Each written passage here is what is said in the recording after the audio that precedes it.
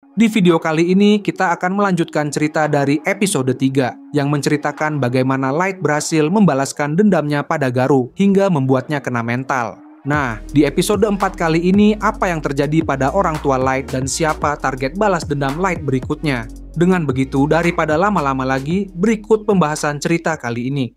Beberapa hari setelah Light membalaskan dendamnya pada Garou, ia memutuskan untuk pergi ke kampung halamannya dan mengunjungi makam kedua orang tuanya. Abis yang begitu dalam dan luas ternyata jauh melampaui perkiraan Light sendiri. Bahkan teleportasi pun tidak bisa digunakan di dalamnya, membuat perjalanan kembali ke permukaan menjadi sangat sulit. Namun, ketika akhirnya Light berhasil keluar dan menyingkirkan semua rintangan, ia langsung menuju ke desanya tanpa menunda waktu sedikit pun. Namun, satu hal yang sama sekali tidak ia duga adalah kenyataan bahwa selama 2,5 tahun terjebak di Abyss, desanya telah lenyap. Ketika melihat sisa reruntuhan dan kehancuran di depan matanya, Light langsung berteriak histeris, dipenuhi amarah dan kesedihan. Ia tidak mengerti mengapa desanya bisa hancur seperti itu. Tapi karena kondisi saat itu kacau dan penuh keterbatasan, hanya ada satu kesimpulan yang bisa Light pikirkan. Seseorang pasti telah menghancurkan desanya dengan sengaja. Untungnya, ia tidak menemukan jasad kakak dan adiknya di antara puing-puing, dan setelah mencari ke seluruh desa tanpa hasil, Light menyimpulkan bahwa mereka kemungkinan besar masih hidup di suatu tempat. Ia pun mengirim beberapa anak buahnya untuk mencari keberadaan mereka sekaligus menemukan siapa pelakunya. Setelah memberi salam perpisahan di makam kedua orang tuanya, Gold, salah satu bawahannya, menyarankan agar mereka mencari penginapan di kota sebelum malam tiba. Ia beralasan bahwa dirinya tidak ingin tidur di luar setelah perjalanan panjang di dunia permukaan. Namun, Nemumu yang mendengar hal itu segera menegurnya, mengingatkan Gold untuk bersikap lebih sopan dan menghormati Light yang masih dirundung kesedihan. Menurut Nemumu, Gold seharusnya berpikir sebelum berbicara dan menjaga sikapnya di hadapan sang tuan. Gold membela diri dengan mengatakan bahwa formalitas berlebihan justru membuat hubungan mereka terasa kaku. Lagi pula, ia yakin Nemumu juga tidak ingin tidur di luar di hari pertama perjalanan mereka. Namun, Nemumu dengan cepat menolak disamakan dengan Gold. Ia menegaskan bahwa selama masih bersama Light, ia tidak akan keberatan tidur dimanapun, entah di atas rumput, lumpur, bahkan tumpukan sampah sekalipun. Gold pun menimpali dengan nada santai bahwa ia juga bersedia melewati badai salju di gunung atau lautan magma demi kesetiaannya pada Light. Baginya, itu adalah bentuk sumpah seorang ksatria. Meski begitu, jika berbicara soal kenyamanan Light, tentu menghindari berkemah di luar adalah keputusan terbaik kali ini. Mendengar hal itu, Nemumu akhirnya setuju dan memutuskan bahwa mereka akan menginap di kota begitu sampai di tujuan. Namun, Gold kemudian mengkritisi Nemumu dengan mengatakan bahwa kesetiaan Nemumu pada Light terasa terlalu berlebihan, bahkan bisa membuat Light merasa tidak nyaman suatu saat nanti. Mendengar ucapan itu, Nemumu tampak sedih dan hampir menangis. Ia berkata, meskipun benar jika Light sampai membencinya, ia tetap akan menjalankan kewajibannya sebagai seorang pelayan. Bahkan jika ia mati dan berubah menjadi roh sekalipun, pengabdiannya pada Light tidak akan pernah berubah. Setelah situasi dirasa cukup tenang, Light akhirnya berbicara dan menenangkan suasana. Ia mengatakan bahwa tidak mungkin dirinya akan membenci bawahannya sendiri. Setelah itu, Light menasihati Gold agar berhenti menjahili Nemumu. Namun Gold justru membela diri dengan alasan bahwa Light terlalu baik kepada Nemumu. Dan jika terus dibiarkan, Nemumu tidak akan pernah sadar akan kesalahannya sendiri. Bisa dibilang, Nemumu dan Gold merupakan pengawal pribadi Light selama ia berpura-pura menjadi seorang petualang. Keduanya berasal dari kartu ultra langka dengan level yang sama-sama mencapai angka 5.000. Nemumu berperan sebagai assassin, sedangkan Gold berperan sebagai tank. Sementara itu, Light sendiri mengambil peran sebagai penyihir. Mereka bertiga menjalankan misi petualangan di dunia permukaan, menutupi identitas mereka yang sebenarnya. Setelah urusannya selesai, Light memutuskan untuk melanjutkan perjalanan panjang mereka. Ia menerima saran dari Gold untuk tidak berkemah di hari pertama petualangan kali ini, sekaligus memanfaatkan waktu di kota untuk mengumpulkan informasi yang dibutuhkan sebagai seorang petualang. Bagaimanapun, target balas dendam Light berikutnya adalah Sasha. Dan sementara itu, Ellie telah menyiapkan segala sesuatu yang diperlukan untuk rencana besar mereka. Sampai semua persiapan selesai, mereka akan tetap menjalankan peran sebagai petualang demi menghindari kecurigaan pihak lain. Sekarang, Light sudah tahu betul bahwa kekuatan mereka sudah cukup untuk menghadapi dunia permukaan. berkat informasi yang diperolehnya dari Garou. Namun, Light bukan orang bodoh yang akan gegabah menyalakan api perang. Ia sadar bahwa sebelum bergerak lebih jauh, mereka harus terlebih dahulu menyelidiki para petarung terkuat di setiap negara. Karena jika bertindak tanpa informasi yang cukup, bukan tidak mungkin mereka justru akan kalah. Light juga menyadari kemungkinan bahwa di dunia ini mungkin ada seseorang lain yang memiliki kekuatan gift aneh seperti dirinya. Gold pun memiliki pemikiran yang sama. Mereka tidak tahu siapa sebenarnya sosok master yang disebut-sebut banyak pihak. Light mulai berpikir bahwa sosok master itu bisa saja adalah individu dengan kekuatan luar biasa. Mungkin bahkan menjadi kunci dari semua peristiwa yang menimpanya. Kehancuran desanya mungkin dilakukan oleh monster atau para bandit, tapi Light merasakan ada sesuatu yang lebih besar di balik itu semua. Sesuatu yang berkaitan langsung dengan keberadaan master yang melekat padanya. Amarah Light kembali membara. Siapapun yang telah mencoba membunuhnya, menghancurkan desanya, dan membunuh orang tuanya, akan ia balas dengan kehancuran yang lebih besar. Jika memang benar ada kebenaran yang disembunyikan di balik semua ini, maka ia bersumpah akan mengubah dunia menjadi neraka dan menghancurkan segalanya dengan tangannya sendiri. Melihat ekspresi Light yang dipenuhi amarah, Gold dan Nemumu terlihat terkejut sekaligus khawatir. Untungnya Light segera menenangkan diri dan berjanji akan menahan emosinya. Karena sekarang waktunya membalas dendam dengan kepala dingin, sambil mencari kebenaran yang selama ini ia cari. Setelah itu, Light berdiri di depan makam kedua orang tuanya dan memberikan salam perpisahan terakhir sebelum berangkat. Ia kemudian menggunakan topeng dari kartu double super langka bernama Clown Mask untuk menutupi identitasnya selama berpura-pura menjadi petualang. Setelah semuanya siap, Light memberi tanda untuk berangkat. Nemumu yang sejak tadi menunggu dengan sabar langsung bersiap. Sementara Gold memberi saran agar Light tidak memunculkan aura membunuhnya selama perjalanan nanti, karena bisa saja aura itu membahayakan penduduk biasa di sekitar mereka. Light mengangguk setuju, lalu memutuskan untuk menikmati perjalanan ini seperti petualang biasa. Setelah semua persiapan selesai, Light mengeluarkan kartu Fly dan menggunakannya untuk terbang, mempercepat perjalanan mereka bertiga memulai petualangan baru di dunia permukaan. Sewaktu dalam perjalanan menuju lokasi tujuan, Nemumu memastikan lagi pada Light apakah benar tujuan mereka adalah menuju ke ibu kota kerajaan Kurcaci. Light memberitahu bahwa mereka akan pergi ke kota Dagas karena di sana telah ditemukan keberadaan dungeon yang membuat kota itu menjadi makmur dan ramai dikunjungi banyak orang, terutama para petualang. Lalu Gold memperingatkan Nemumu agar berhati-hati menyebut Light sebagai tuannya ketika mereka sudah sampai di kota nanti. Di samping itu, Light juga meminta Nemumu untuk memanggilnya dengan nama Dark saat mereka berperan sebagai petualang. Mendengar hal itu, Nemumu berusaha mengingatnya baik-baik agar tidak salah sebut nanti. Mengenai rencana petualangan, mulai sekarang Light berniat memperkenalkan dirinya sebagai Dark, seorang petualang yang ingin menaikkan peringkat dan reputasinya. Ia sebenarnya bisa saja menggunakan nama aslinya, tapi jika ada mantan partinya yang tahu, maka rencana balas dendamnya bisa saja gagal. Alasan Light memilih kota Dagas juga karena tempat itu jarang dikunjungi oleh mantan partinya, sehingga dapat mengurangi kecurigaan. Gold pun berpendapat bahwa semakin tinggi peringkat seseorang sebagai petualang, maka semakin banyak informasi dan koneksi yang bisa mereka dapatkan. Dan jika mereka berhasil masuk ke jajaran petarung terkuat, mungkin saja mereka bisa mengetahui sesuatu tentang sang master. Untuk saat ini, sampai rencana balas dendam yang disiapkan Ellie selesai, Light bersama Gold dan Nemumu akan berfokus menaikkan peringkat mereka sebagai petualang. Sesaat setelah melihat kaki gunung di depan mereka, Nemumu memberitahu bahwa kota yang mereka tuju sudah semakin dekat dan sebentar lagi akan sampai.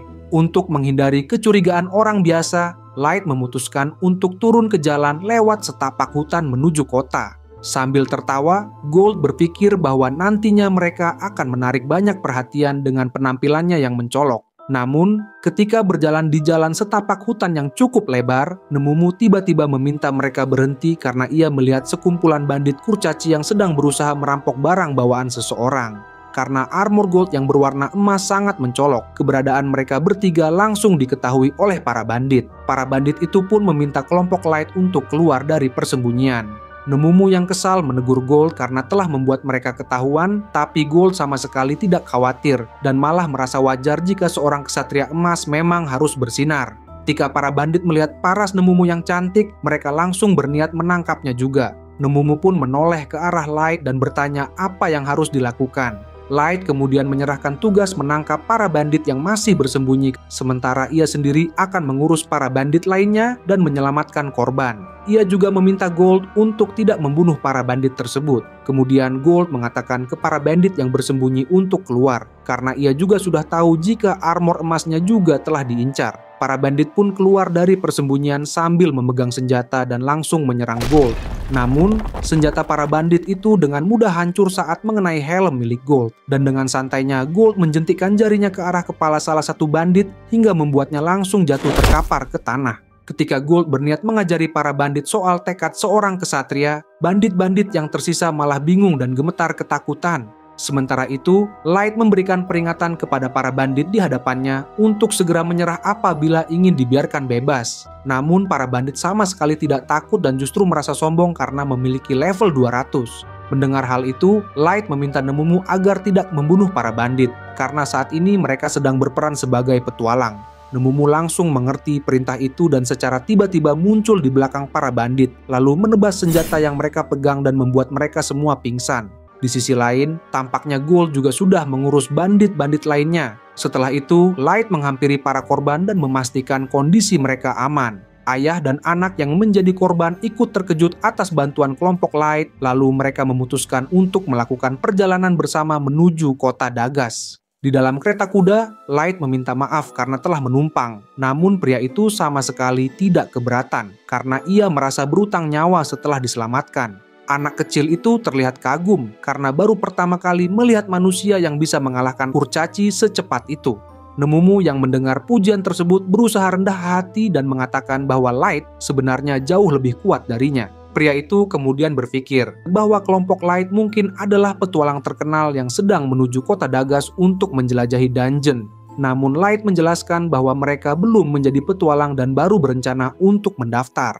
Mereka akan mendaftar di Serikat Petualang Kota Dagas nanti dan berencana masuk ke dungeon untuk menaikkan peringkat mereka sebagai petualang. Light juga tahu bahwa dungeon di Kota Dagas sangat terkenal. Pria itu membenarkan perkataan Light dan menjelaskan bahwa Kota Dagas berada sangat dekat dengan kerajaan kurcaci yang kadang menimbulkan konflik. Namun, karena keberadaan dungeon yang menarik banyak petualang, Dagas justru menjadi kota yang makmur meskipun terletak di perbatasan. Banyak manusia datang ke sana, menjadikannya tempat yang cocok bagi kelompok Light untuk berkembang. Pria itu juga menambahkan bahwa dirinya sudah lama tinggal di Dagas, namun baru kali ini melihat manusia seperti Light. Nemumu yang mendengar hal tersebut merasa senang dan berpikir bahwa itu karena Light memang spesial. Pada akhirnya mereka semua tiba di kota Dagas, kota paling selatan dari kerajaan para kurcaci. Setibanya di gerbang masuk, Light memutuskan untuk berpisah dengan pria yang menolong mereka di perjalanan, karena mereka sudah mengetahui lokasi Serikat Petualang berada. Sebelum berpisah, pria itu memberikan tanda pengenalnya dan mengatakan bahwa ia mengelola sebuah penginapan khusus untuk manusia di Dagas. Ia juga berharap agar kelompok Light mau mampir ke tempatnya jika nanti membutuhkan tempat untuk menginap.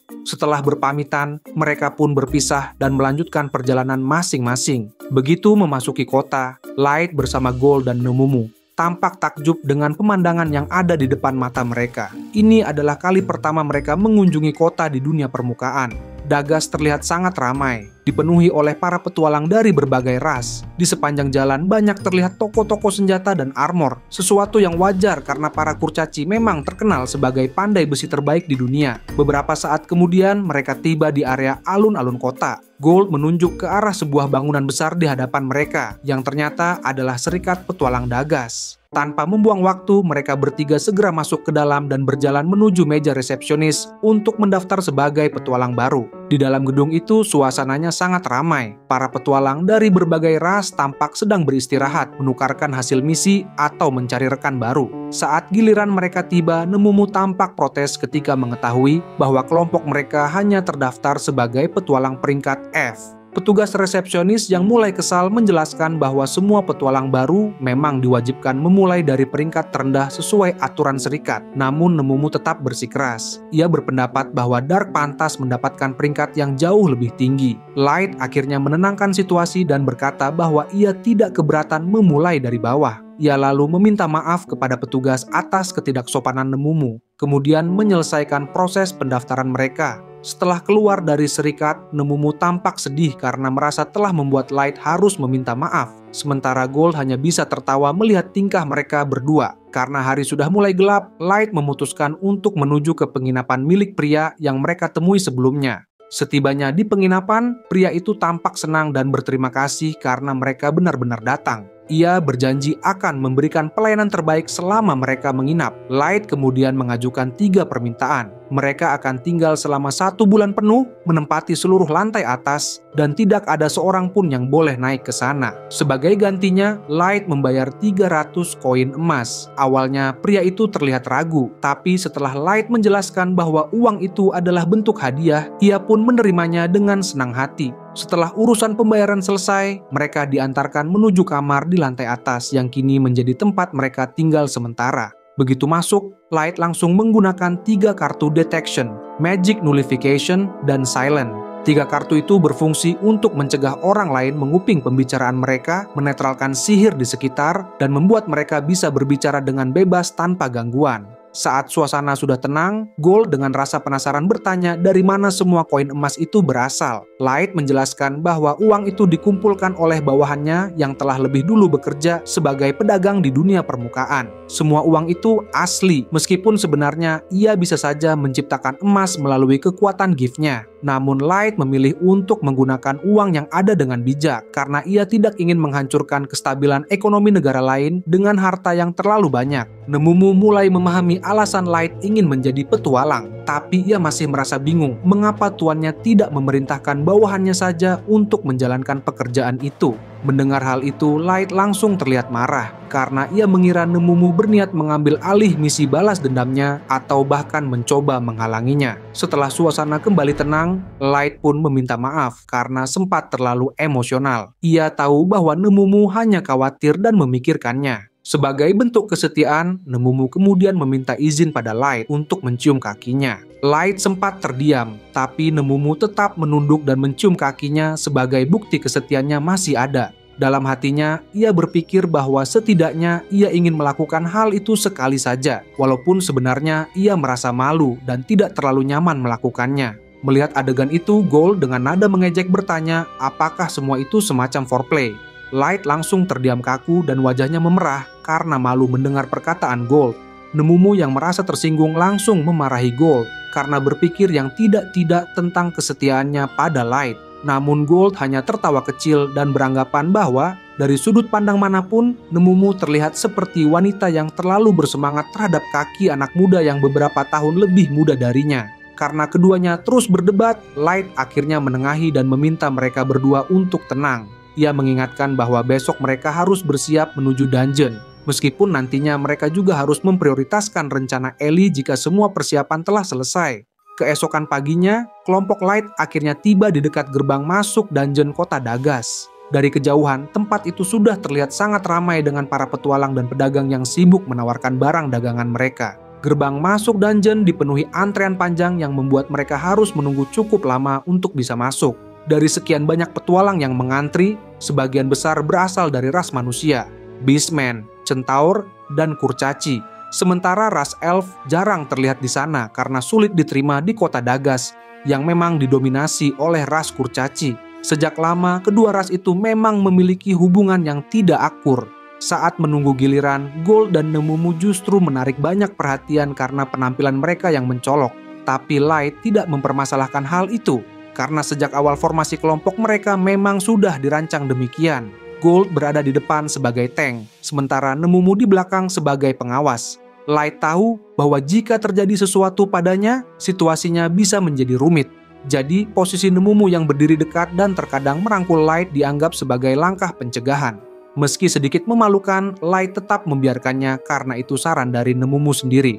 Tiba-tiba suasana antrean mendadak menjadi gaduh. Nemumu memperhatikan bahwa ada 3 orang yang menyerobot antrean. Orang pertama yang berada paling depan membawa tas besar dan terlihat berjalan dengan gerakan yang terlatih. Di sebelahnya ada 1 orang lagi yang tampak tidak terlalu berpengalaman.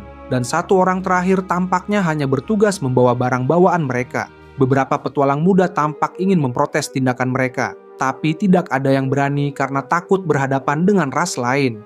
Melihat hal itu, Light memutuskan untuk turun tangan.